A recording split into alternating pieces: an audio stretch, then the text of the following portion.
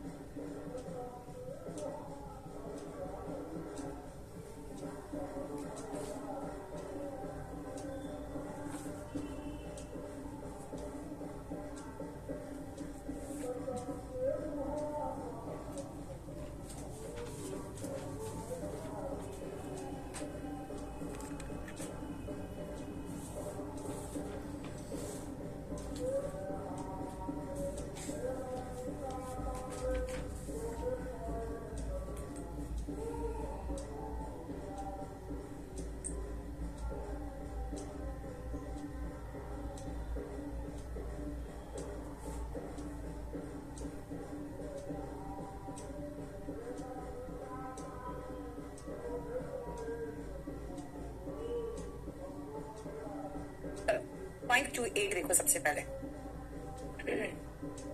और ये चारों पॉइंट भी बहुत इंपॉर्टेंट है, इसको ध्यान से समझो पहले। He is addicted to, बेटा एडिक्टेड टू का मतलब होता है आदी होना, यानी कि किसी चीज का लत लगना। एडिक्टेड टू, ये जो टू देख रहे हो, ये टू जो है ना, ये प्रेपोजिशन है। और याद रखना हर प्रेपोजिशन के बाद अगर आपको चाहिए तो नाउन चाहिए।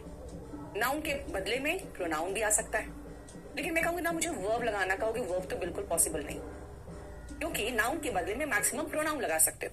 अगर वर्ब लगाना है तो वर्ब को जेरेंड फॉर्म में लगाना पड़ेगा, यानी कि स्मोक नहीं स्मोकिंग, उसे सिगरेट पीने की लत लगी हुई है।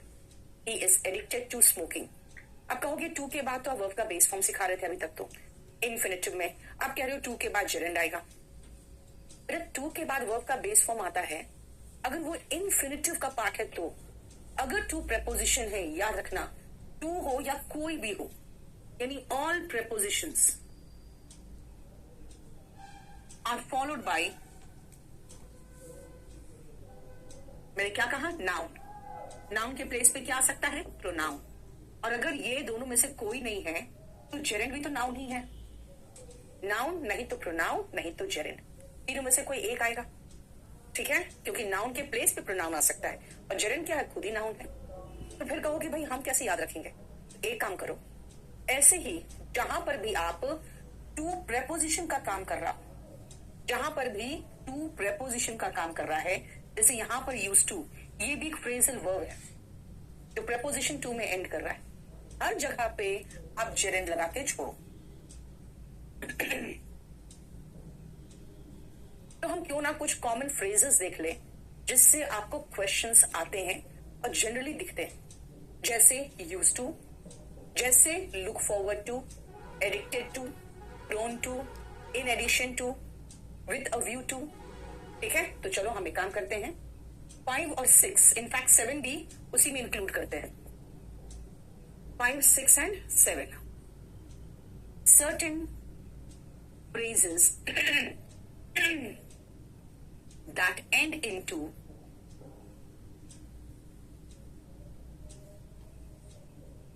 कुछ फ्रेजेस जो टू में एंड करते हैं और टू के बाद क्या आएगा, नाउन नहीं तो प्रोनाउन नहीं तो क्या हुआ प्रॉब्लम, नाउन नहीं तो प्रोनाउन नहीं तो जेरेंड। ठीक है, क्या कहा मैंने, कुछ फ्रेजेस जो एंड करते हैं टू में और उसके बाद फॉलोड बाय क्या, ऑफ कोर्स नाउन नहीं तो प्रोनाउन और नहीं तो जेरेंड। जैसे पहला ही लिख दिया मैंने एडिक्टेड टू, दूसरा लुक फॉरवर्ड टू। अब बेटा फ्रेज में ना मीनिंग कुछ और भी निकल जाता है। अब ठीक है, एडिक्टेड टू का मतलब तो लत लगना हुआ, लेकिन लुक फॉरवर्ड टू का मतलब होता है चिंता या संतुष्टि या खुशी के साथ इंतजार करना, एंटिसिपेट करना कि क्या होगा, होगा कि नहीं होगा, है ना। ये इंपॉर्टेंट है दोनों, क्योंकि ये 6 नंबर जो है ना फॉर्मल सेंटेंसेस का लास्ट लाइन। ठीक है, तो एडिक्टेड टू का मतलब लत लगना और लुक फॉरवर्ड टू का मतलब वेट करना एंटिसिपेशन में। एंटिसिपेट का मतलब होता है क्या होगा क्या नहीं होगा, ऐसा फीलिंग करके।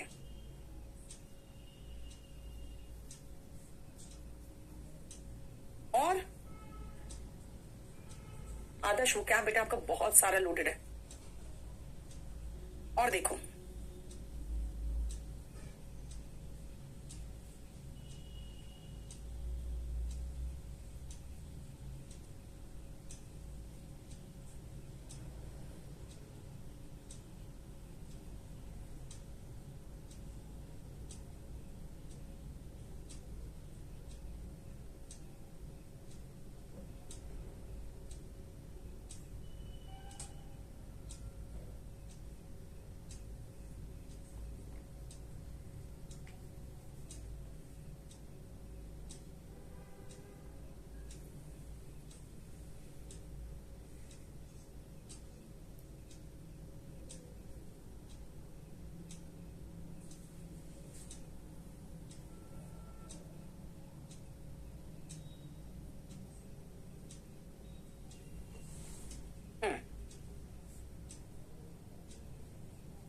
डिलीजेंट का मतलब मेहनती होता है। साई ओम सुनो, विद अ व्यू टू, ये देखो addicted to, look forward to, with a view to, के इरादे से, giving to and taking to, लत लगना,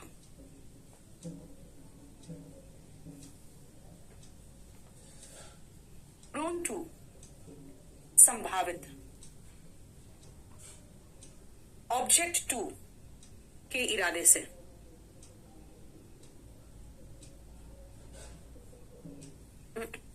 ऑब्जेक्ट टू लगाओ, इसका मतलब हो गया के विरुद्ध, owing to and due to, के कारण, इन एडिशन टू, इसका मतलब साथ ही, and verb plus use to. अभी ये एक्सप्लेन करूंगी मैं।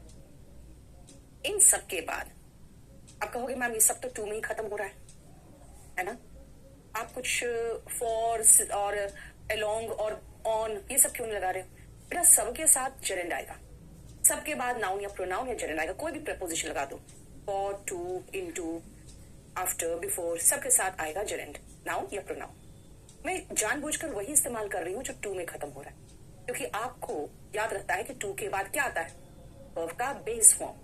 मैं कह रही हूँ टू के बाद वर्ब का बेस फॉर्म यहाँ नहीं आएगा। क्यों? क्योंकि यहाँ पे टू सब जगह पे प्रेपोजिशन है। और देखो ये प्रेपोजिशन पूरा पूरा मीनिंग चेंज कर रहा है, ये पूरा फ्रेज है। जैसे और एग्जांपल्स देखो, अगर मैं कहूँ उसे शराब की लत है तो ही इज एडिक्टेड टू या गिवन टू, आप लिकर कह सकते हो, है ना, आप वाइन कह सकते हो, ड्रिंक्स का नाम ले सकते हो। लेकिन मैं कहूंगी ड्रिंक तो कहोगे ड्रिंक नहीं, वर्ब नहीं लगा सकते हो, ड्रिंकिंग लगाओ, है ना, यानी वर्ब नहीं लगाओगे।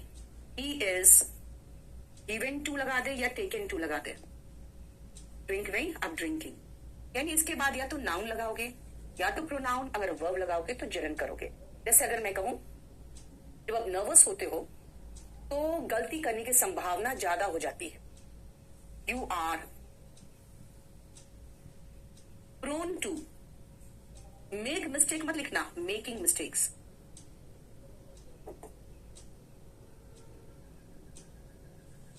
देखो यानी प्रोन टू के बाद भी जेरेंड आ रहा है. Making mistakes when you are nervous. यानी इनमें से कोई भी आप यूज कर लो.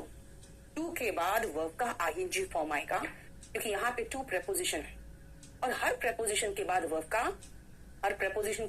का आईएनजी फॉर्म.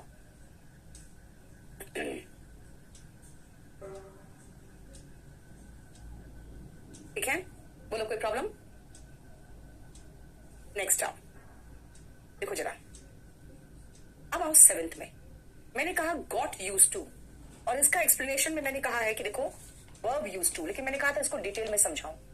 चलो अब डिटेल में एक्सप्लेनेशन देखो 7 का.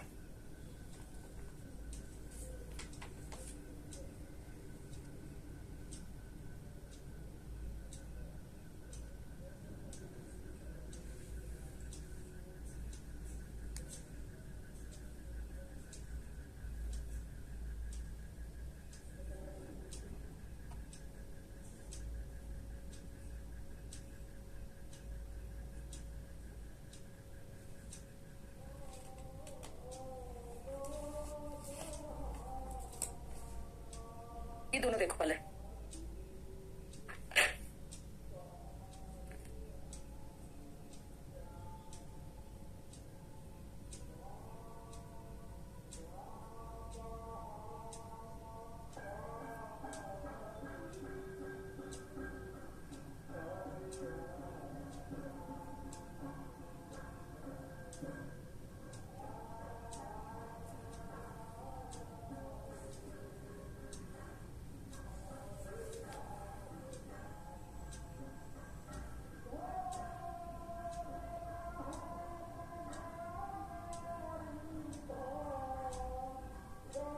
I used to drive on the right.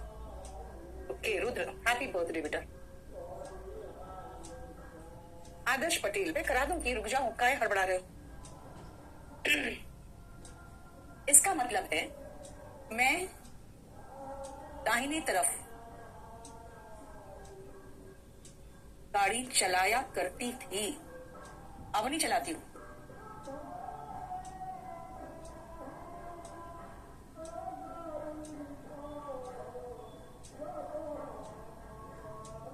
ठीक है, यानी कि 7-1 सुनो. सब्जेक्ट के बाद यूज टू लगा रहे हो तो उसके बाद वर्ब का बेस फॉर्म लगाओगे और ये पास्ट रूटीन बता रहा है. आप पढ़े थे टेंस में, ये पास्ट रूटीन बताता है, यानी सिर्फ भूतकाल का ही रूटीन बताएगा ये. लेकिन अगर मैं कहूं I got use to driving तो ये जो सेकेंड है, गॉट मतलब verb, use to driving, driving का मतलब अब देखो ध्यान से, यूज टू के पहले कोई वर्ब नहीं है तो यूज टू के बाद वर्ब का बेस फॉर्म आएगा यानी प्लेन इंफिनिटिव. लेकिन यूज टू के पहले वर्ब हो तो ये वर्ब को अकॉर्डिंग टू टेंस चेंज करो, यानी ये वर्ब सिर्फ पास्ट रूटीन नहीं बताएगा, इसको आप टेंस के according I got use to, I am use to, I will get use to, यानी अकॉर्डिंग टू टेंस चेंज करेंगे. और यूज टू ये हैबिट दर्शाएगा कि मैं गाड़ी राइट की तरफ चलाने की आदी हो गई. अब देखो ये जो V1 ING है ये जेरेंड यूज कर रहे हैं. दिस मीन्स आप कैसे पता करोगे, आप सिर्फ ध्यान रखना कि यूज टू के पहले कोई वर्ब है नहीं है तो यूज टू के बाद वर्ब का बेस फॉर्म लगा दो. यूज टू के पहले कोई वर्ब है, हाँ है, तो यूज टू के बाद जेरेंड लगा. बस खाली इतना याद रखो. ठीक है, देखो आकाश बेटा क्लास नोट्स को एक बार आप पढ़ लेना खुद भी, सारा का सारा पॉइंट वहीं से कवर्ड है. बोलो कुछ समझ में नहीं आया तो बताओ. अब लास्ट देखो क्या है, I don't like you dancing on Instagram. इसको तो आप हिंदी से समझ लो ऐसे, आई डोंट लाइक यू, मुझे तुम पसंद नहीं हो. नहीं, यस मॉडल का ही पॉइंट है बेटा राघव, वही है. ये देखो ना, मैंने मॉडल वर्ड यूज नहीं किया है, वरना देखा जाए तो ये क्या है, यूज टू, ये मॉडल ही तो है। और अगर ये मेन वर्ब आ गया तो फिर ये यूज टू मॉडल नहीं है, फिर ये यूज टू एडजेक्टिव का काम कर रहा है। चलो अब सुनो, फिर से वापस आओ। अगर 8 नंबर सोचो तो क्या बोल रहा है, आई डोंट लाइक यू, मुझे तुम पसंद नहीं हो। नहीं नहीं, मुझे तुम पसंद नहीं हो ये नहीं कह रही हूं मैं कह रही हूं तुम्हारा नाचना मुझे पसंद नहीं है। चलो, तुम्हारा नाचना, पहले मुझे बताओ तुम्हारा घर का इंग्लिश क्या होगा, तुम्हारा घर का इंग्लिश क्या होगा, जल्दी बताओ।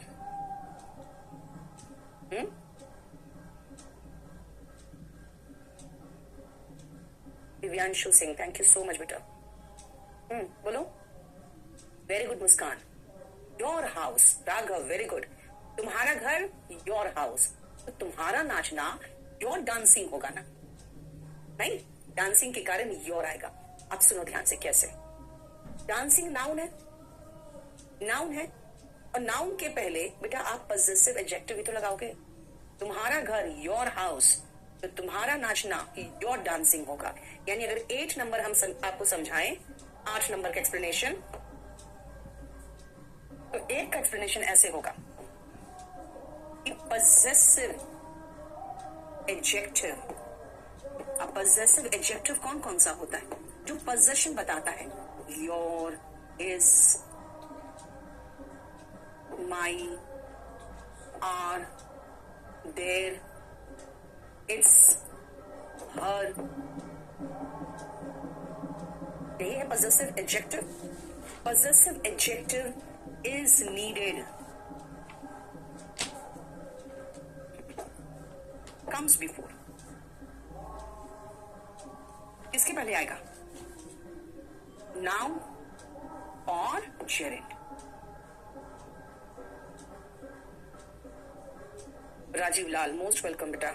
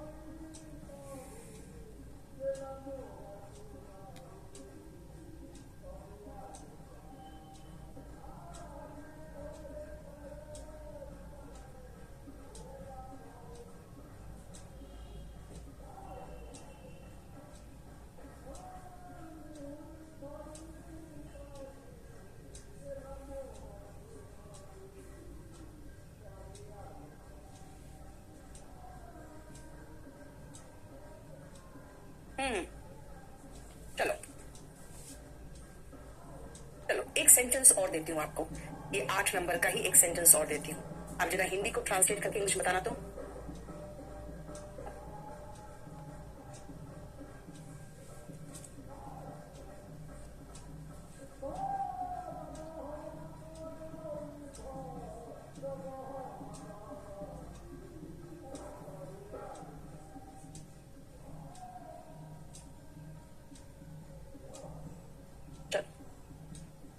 करो तो।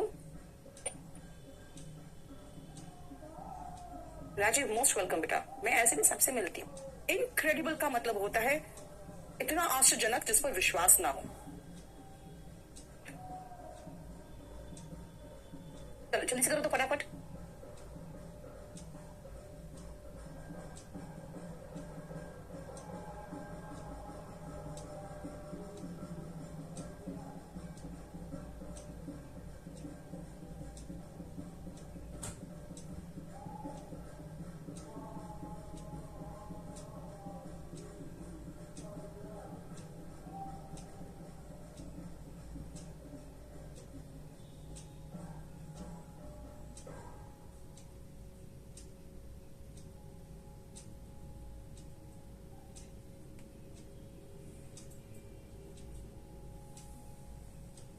श्योर के साथ आईएनजी कैसे लगा रहे हो तुम लोग?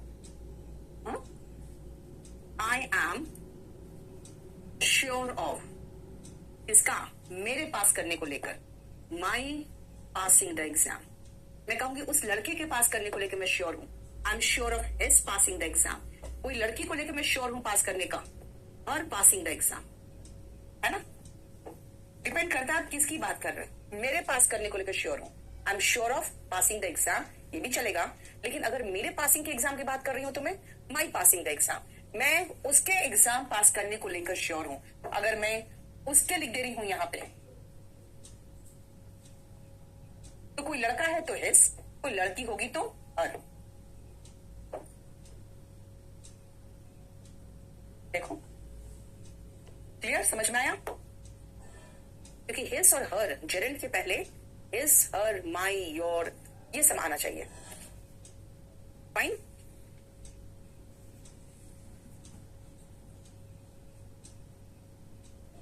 अब आप 9 नंबर,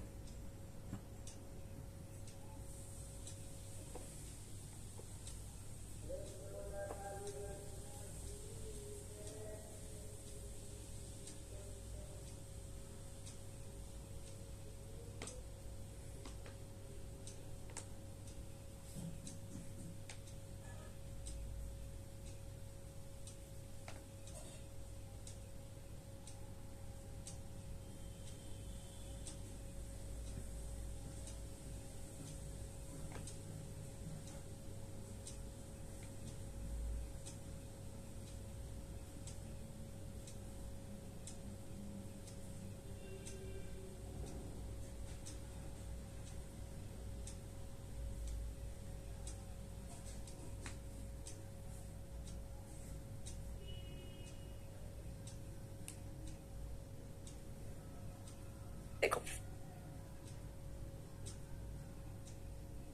नहीं, श्योर ऑफ होता है बेटा, श्योर के साथ प्रेपोजिशन ऑफ लगाओ। अब देखो जरा ध्यान से, आपको याद है मैंने एक लिस्ट लिखाया था जिसके बाद जेरेंड आता है, उसमें सी और हियर भी था पिछले क्लास में। देखो सी के बाद मैंने कहा था कि अगर सेकेंड वर्ब आया तो आईएनजी फॉर्म में आएगा। बेटा ये एक्चुअली है पार्टिसिपल, लेकिन मैं जेरेंड पार्टिसिपल में जाना नहीं चाहती। मैं चाह रही हूं आपसे कितना देखो कि सी के बाद अगर सेकेंड वर्ब आया तो आईएनजी फॉर्म में था, जो उसमें लिखवाया था मैंने। हियर के बाद देखो, हियर का सेकेंड फॉर्म है, इसके बाद सेकेंड वर्ब आया तो फिर देखो आईएनजी फॉर्म में आया। रोहित गुप्ता गलत लिखे हो बेटा आप। अच्छा काउंटिंग गलत है, 9, 10, 11, 12 है। सुनो मैंने क्या कहा, मैंने कहा कि पिछले क्लास में मैं आपको लिखवा चुकी हूं कि सी और हियर के बाद अगर सेकेंड वर्ब आता है तो आईएनजी फॉर्म में आता है। लेकिन फिर देखो सी का ही सेकेंड फॉर्म, और यहां पे मैंने क्या किया, यहां पे मैंने सी के बाद वर्ब का बेस फॉर्म लगाया है, हियर के बाद वर्ब का बेस फॉर्म लगाया। ये कैसे हो गया? दोनों कैसे हो सकता है? अगर आप किसी एक्शन के कंप्लीट होने पर जोर दे रहे हो, भाई मैंने उसे रोड को सेफ तरीके से क्रॉस करते हुए देखा, इसका मतलब रोड पूरा क्रॉस कर लिया और सेफ तरीके से। मैंने घंटी 2 बार पूरी बजती हुई सुनी, पूरी बजी है 2 बार घंटी, इसका मतलब है 2 बार। यानी कि एक्शन के कंप्लीशन पर जोर दोगे तो here, see, notice, feel, watch, इनके बाद वर्ब का बेस फॉर्म आएगा। अगर मैं कहूं मैंने उसे खेलते देखा, I watched him playing, I watched him playing the match. मैंने धोनी को अपने करियर का सबसे अच्छा मैच खेलते हुए देखा। अब बोलोगे मैम करियर का सबसे अच्छा मैच तो अब तब देखोगे जब वो पूरा मैच खत्म हो जाएगा, तभी तो बोलोगे हाँ करियर का सबसे अच्छा मैच था। यस, तो मैं कहूंगी I watched Dhoni play the finest match of his career. हालांकि ये इतना इंपॉर्टेंट पॉइंट नहीं है, तो याद रखना 9 से 12 में सी, हियर, वॉच, नोटिस और फील के बाद अगर सेकेंड वर्ब आया तो V1 ING आता है, ठीक है ना। अगर उसके बाद सेकेंड वर्ब आया तो V1 ING आता है। लेकिन अगर सी, हियर, वॉच, नोटिस और फील के बाद आप सेकेंड वर्ब का बेस फॉर्म में देखो तो समझ जाना यहाँ पे when द कंप्लीशन यानी कि उस एक्शन के पूर्ण होने पर जोर हो, completion of the action, when the completion of the action is emphasized.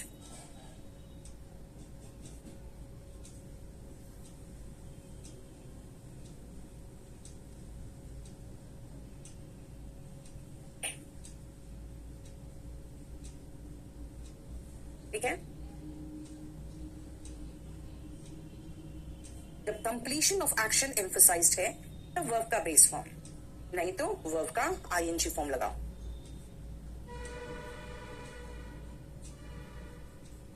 आगे देखें.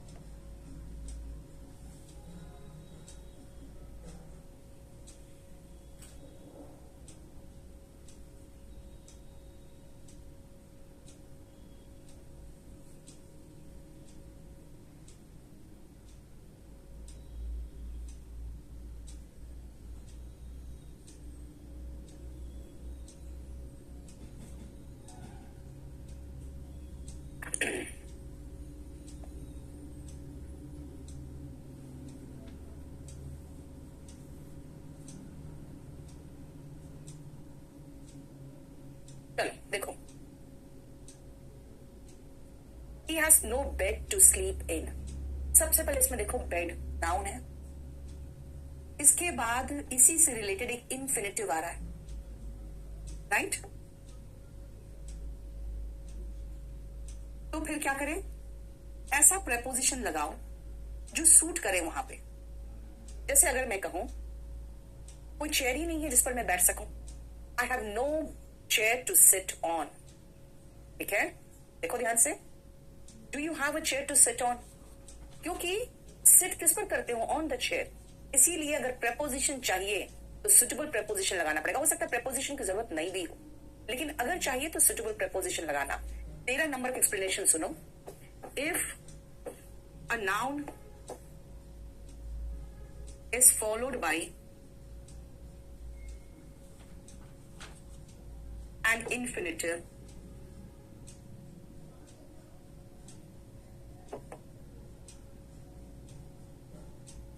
use a suitable preposition. अच्छा, कोई जरूरी नहीं कि preposition चाहिए ही. Use a suitable preposition. इसके बाद एक suitable preposition लगाओ अगर जरूरी हो तो, लेकिन लगाना तो suitable preposition रहेगा, है ना? If required. जैसे अगर मैं आपसे कहूं कि क्या तुम्हारे पास चेयर है बैठने के लिए, तो मैं कहूंगी do you have a chair to sit on?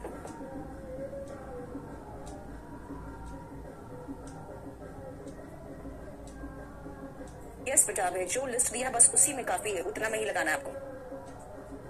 14 और 15 सुनो. रिमेंबर का मतलब होता है याद रखना या याद करना. अगर आप रिमेंबर पुरानी चीज कर रहे हो तो जेरेंड लगाओगे आगे. रिमेंबर आगे की कोई चीज के लिए आपको याद कराया जा रहा है तो इन्फिनिटिव लगाओ. मैं याद रखूंगी मुझे वहां जाना है. I will remember to go there. Please remember to post the letter.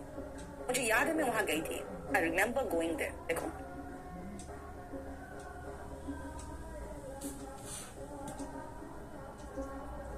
and 15. Remember चीज को रिमेंबर करना है। फ्यूचर घटना, पास्ट घटना, पास्ट इंसिडेंट है या फ्यूचर इंसिडेंट है। फ्यूचर इंसिडेंट को याद रखना है तो इसके बाद आपको इन्फिनेटिव लगाना होगा। अब किसी पास्ट घटना को याद करना है कि मुझे याद है कि मैंने ऐसा किया था, तो जरन लगाओगे। ठीक है, very good Radha, he has no English book to go through, very good. Meaning of aura, बेटा ऑरा का मतलब आभा होता है। तो आप एक जिसको अभी कहते हैं ना वाइब, है ना, वाइब्स नहीं मिल रहा है, वो वाइब, ऑरा, आभा।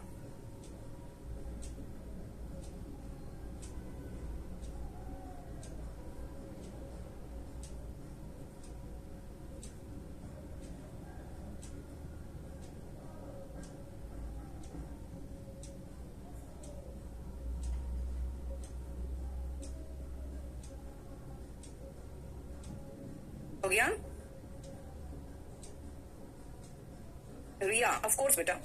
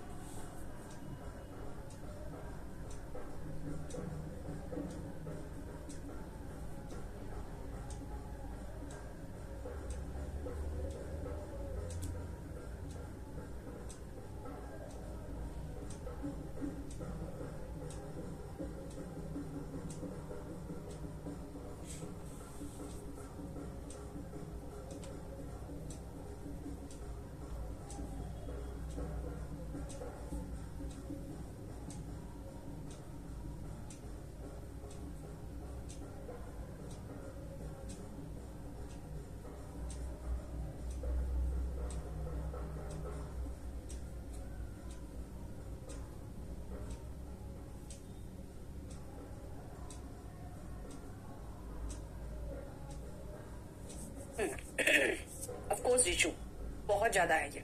हेसिटेट का मतलब हिचकिचाना होता है, कुछ करने से हिचकिचाना। 14-15 कहाँ गया? 14-15 वो तो क्या बेटा? मैंने कहा रिमेम्बर, कब चीज, किस चीज को? आगे की बात, मतलब इस चिट्ठी को पोस्ट करना याद रखना।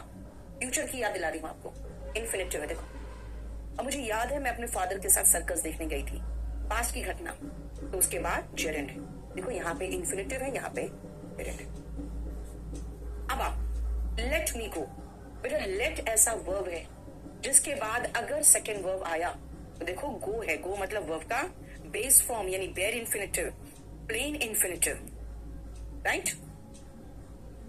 वर्ब का बेस फॉर्म। तो 16 क्या करोगे? कुछ ऐसे वर्ब से जिनके बाद बेयर इन्फिनिटिव आता है। पार्था डे क्या हुआ बेटा? There are certain verbs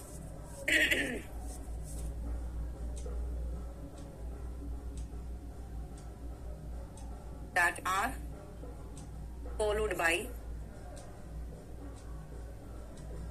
verb का बेस फॉर्म। अब ये कौन कौन सा है?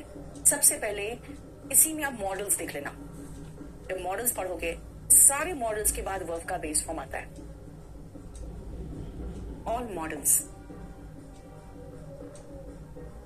सबसे पहले, राइट? उसके बाद लेट,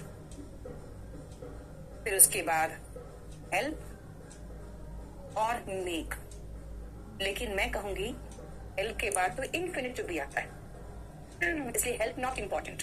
और मेक कॉजेटिव वर्ब का पोर्शन है, इसलिए इसको तो लिख लो सी कॉजेटिव वर्ब, क्योंकि ये मेक पूरा एक पोर्शन है जो कॉजेटिव वर्ब का पोर्शन। हेल्प के बाद आप दोनों लगाते हो, वेयर इन्फिनिटिव भी लगाते हो, इसके साथ आप वर्ब का बेस फॉर्म भी लगाते हो, और इसके साथ टू प्लस वर्ब का बेस फॉर्म भी आता है। ये दोनों लेता है। He helped me do my homework, he helped me to do my homework, दोनों चलता है। लेकिन लेट इसमें सबसे इंपॉर्टेंट है और बाकी सारे मॉडल्स इंपॉर्टेंट है। Can, could, may, might, should, must, ought to, इस सब के बाद वर्ब का बेस फॉर्म आता है। पार्था ना वोकैबुलरी दिया है ना बेटा, उतना ही याद करना बहुत मुश्किल है आपके लिए। उसके बाद क्या कर लोगे? अब सुनो, 17, 18 और 19। मुझे सबसे पहले बताना, 17 नंबर में ये बंदे ने जो कन्फेस किया है, गुनाह कबूला है, ये बाद में कबूला है और मर्डर पहले किया है कि मर्डर बाद में किया है और पहले कबूला है? ऑफ कोर्स आप कहोगे नहीं नहीं, मर्डर तो पहले करेगा भाई, और उसके बाद वो कन्फेस करेगा या मना करेगा। यानी फर्स्ट एक्शन को बाद में लिख रहे हैं और सेकेंड एक्शन को पहले लिख रहे हैं। तो याद रखना, फिर आप फर्स्ट एक्शन को हैव प्लस V3 टू के बाद लगाओ। टू प्लस वर्ब का बेस फॉर्म क्या था? Infinitive. To have plus V3 क्या होगा बेटा? टेंस में जब भी हैव लगा रहे थे, याद है? परफेक्ट वर्ड बोलते थे, प्रेजेंट परफेक्ट, पास्ट परफेक्ट। यहां पे to have plus V3 perfect infinitive. मतलब ये है कि फर्स्ट एक्शन पहले नहीं, पहले सेकेंड एक्शन, पहले सेकेंड एक्शन, उसके बाद फर्स्ट एक्शन। ऐसे केस में क्या होगा? ऐसे केस में ये जो फर्स्ट एक्शन होगा वो परफेक्ट इन्फिनिटिव में होगा। अब परफेक्ट इन्फिनिटिव का टू हैव प्लस V3, ये स्ट्रक्चर। चलो फिर से मैं एक सेंटेंस देती हूं और जरा बना के दिखाओ तो।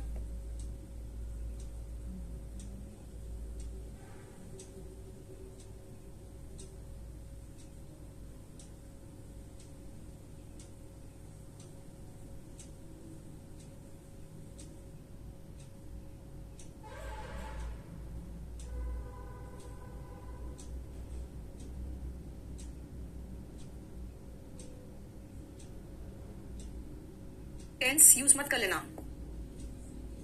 मुझे जो अभी स्ट्रक्चर सिखाया है उसके अकॉर्डिंग बताओगे। आनंद का देख लो, आगे भेज दो।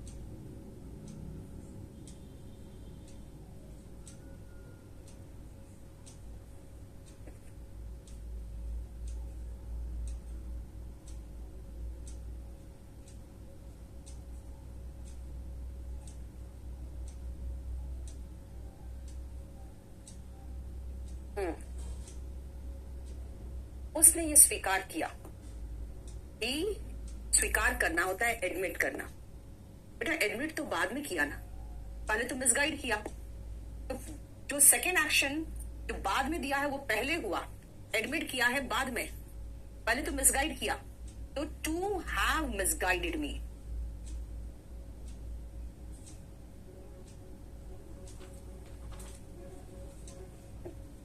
और अगर कहोगे नहीं मैम मुझे तो सिर्फ टेंस आता है, तो बेटा आप कहोगे कि एडमिट बाद में किया। एक तरीका ये, अगर आप टेंस ही खाली जानते हो तो ही एडमिटेड, एडमिट तो बाद में किया और उसके पहले मिसगाइड किया, तो पास्ट परफेक्ट में होगा ना मिसगाइड करना। He admitted that he had misguided me. अब एक चीज मार्क करो कि टेंस से भी हम ये काम कर ले रहे हैं। यस आकाश, आपने टेंस पढ़ा है ढंग से, लेकिन पहला जो तरीका है वो ये है कि परफेक्ट इन्फिनिटिव से कैसे हेल्प लिया। ठीक है, अब आपको याद है एक लिस्ट लिखाया था मैंने जिसके बाद जेरेंड आता है। बेटा उस लिस्ट में डिनाई वर्ब होगा। अगर हमने डिनाई लगा दिया तो हमने उस लिस्ट का वर्ड उठा लिया है जिसके बाद जेरेंड आता है। अब डिनाइड उस लिस्ट में था तो मैं टू हैव नहीं लगा पाई, मैं हैविंग लगा रही हूं बस।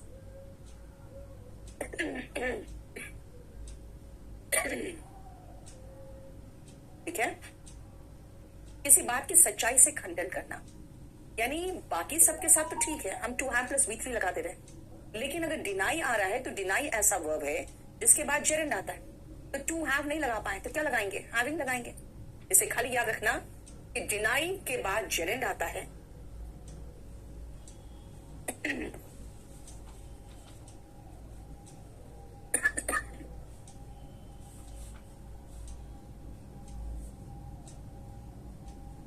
Hence, use having plus V3 in place of to have plus V3. To have plus V3 की जगह पे having plus V3 लगा दिया।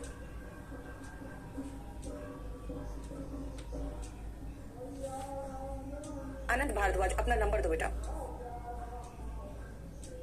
क्लियर? और लास्ट में आओ, उसने एडमिट किया कि वो 10 सालों से इंपॉर्टेंट डॉक्यूमेंट्स चुराता आ रहा था। बेटा यहां पे सिर्फ एक बार नहीं चुराया, वो चुराता आ रहा था। क्या कहा मैंने, वो एक बार नहीं चुराया। बेटा टू के बाद तो हैज आता ही नहीं, टू के बाद वर्ब का बेस फॉर्म आता है, हैज तो वर्ब का एस फॉर्म है। बेटा क्लास नोट्स में ये सब है। यानी जब एडमिट किया, देखो इसमें एक चीज मार्क करो, बेटा कन्फेस भी कर लिया है और मर्डर भी हो चुका है, डिनाई भी कर दिया है और चोरी भी हो चुका था, लेकिन यहां पे जब एडमिट किया ना, उसके तक, उस समय तक ये काम 10 सालों से हो रहा था। एडमिट करने तक यहां पे तो ये पहले हो चुका और फिर कन्फेस कर चुका, लेकिन यहां पे जब एडमिट किया है तब तक ये 10 सालों से कर ही रहा था वो। यानी अगर आप 19 नंबर देखो, एडमिट किया है भाई, ये सेकेंड एक्शन है, लेकिन जो फर्स्ट एक्शन है ये गोइंग ऑन था फॉर अ पीरियड। याद करो, क्या हम लोग एक स्टार्टिंग पॉइंट ऑफ टाइम भी दे रहे थे, ठीक है, यानी जहां पे आप सिंस और फॉर यूज कर रहे हो, तब हम क्या करेंगे, परफेक्ट कॉन्टिन्यूअस इन्फिनिटिव लगाओगे अगर इसके बाद आपको फॉर या सिंस प्लस टाइम दिया हो तो।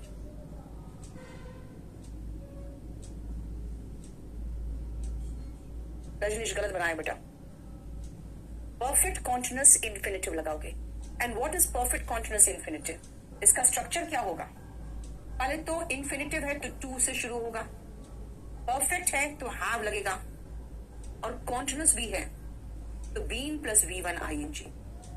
ये जैसे अगर मैं कहूं कि ये कहा जाता है कि सुनिधि चौहान बचपन से गाना गा रही है, या आशा भोसले बचपन से गाना गा रही है, तो आप कहोगे ये माना जाता है कि आशा भोसले, अब यहां सबसे पहले मैं पैसिव वॉइस से शुरुआत करूंगी, Asha Bhosle is believed to have been, क्योंकि सिंस लगाना चाह रही हूं मैं, singing since childhood।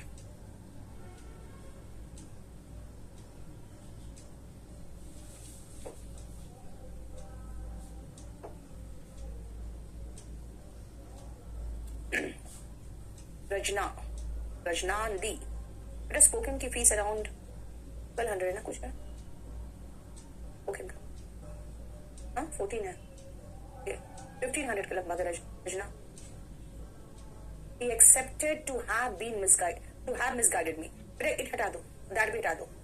He accepted to have misguided me. देखो ये समझ में आ गया बेटा, मेरा चैप्टर तो खत्म हो गया, लेकिन लास्ट का जो मैंने परफेक्ट इन्फिनेटिव बताया और परफेक्ट कॉन्टिन्यूअस बताया, उस पर ज्यादा एम्फसाइज मत करना क्वेश्चंस, ठीक है? 2-3 लिस्ट याद रखना। एक तो जिन वर्ब्स के बाद V1 ING आता है, ठीक है? उसके बाद कांट हेल्प, कुडंट हेल्प जो बताया आपको, कुछ लिस्ट है इसमें जो इम्पोर्टेंट। और ये जो 2 में खत्म होता है, उसके बाद जेरेंड जहां आता है, क्योंकि हमें पता है 2 के बाद वर्ब का बेस फॉर्म आता है, लेकिन 2 जहां प्रेपोजिशन का काम कर रहा है और उसके बाद जेरेंड आता है, वो इम्पोर्टेंट है। तो इसमें 3-4 चीजें ही है जो इम्पोर्टेंट है। बहुत ज्यादा आपको डिटेल में इस चैप्टर को करने की जरूरत नहीं है। और सबसे बड़ा प्रॉब्लम क्या है ना, कि क्वेश्चन कई बार बहुत आसान आते हैं। 2 के बाद वर्ब का SES फॉर्म दे दिया, 2 के बाद वर्ब का बेस फॉर्म के बदले में सेकंड फॉर्म दे दिया, तो ये क्वेश्चन तो इतना ही आसान है कि बहुत आसानी से हो जाता। इस चैप्टर पे सिर्फ 2 से 3 पोर्शन पे ध्यान देना ज्यादा।